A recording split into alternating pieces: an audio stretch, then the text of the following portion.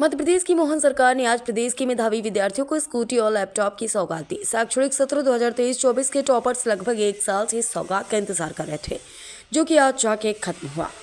योजना की सौगात सिर्फ 12वीं कक्षा में 86% अंक लाने वालों स्टूडेंट को दी गई, जिसको लेकर प्रदेश में सियासत शुरू हो गई है। कांग्रेस के नेता प्रतिपक्ष उमंग सिंघा ने सीएम मोहन पर तंज कसते हुए कहा कि सरकार कुंभकर्ण की नींद से जाग गई है। देर आए दुरुस्त आए। सिंघा ने कहा कि सरकार कुंभकर्ण की नींद से सो रही थी, जिसे विपक्ष ने जगाने का काम किया। उन्होंने सरकार से सवाल करते हुए कहा कि क्या पूरा पैसा लाडली बहनों को दिया जा रहा था। मेधावी विद्यार्थियों के लिए सरकार क्या कर रही थी। उन्होंने कहा कि लैपटॉप वितरण की बात सरकार नहीं कर रही है।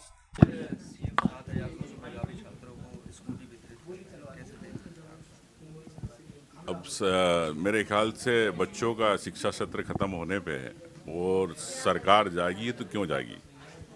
क्या विपक्ष ने हमने एक्टिवा दी कांग्रेस पार्टी की तरफ से सभी को, तो मैं समझता हूं कि जब ही सरकार जागी। क्यों एक साल से कुंभकर्ण की नींद सो रही थी? और लाडली बहनाओं को आप पैसे देना चाहते हो, लेकिन लाडली बहनाओं की जो बच्चियां मेधावी छात्र हैं वो भी तो हैं। उनके लिए आपने बोला था स्कूटी और लैपटॉप देने की, क्यों नहीं दिया?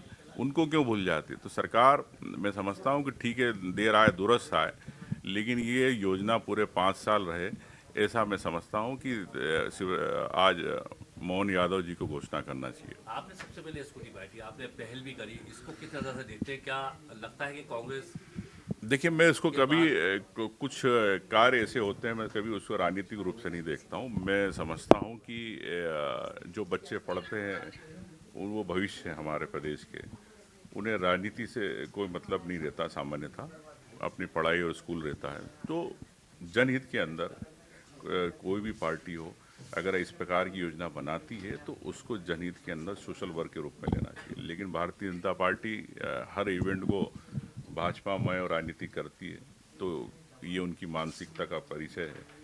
तो मैंने दी तो एक सांकेतिक रूप से दी 2 बच्चियों को स्कूटी।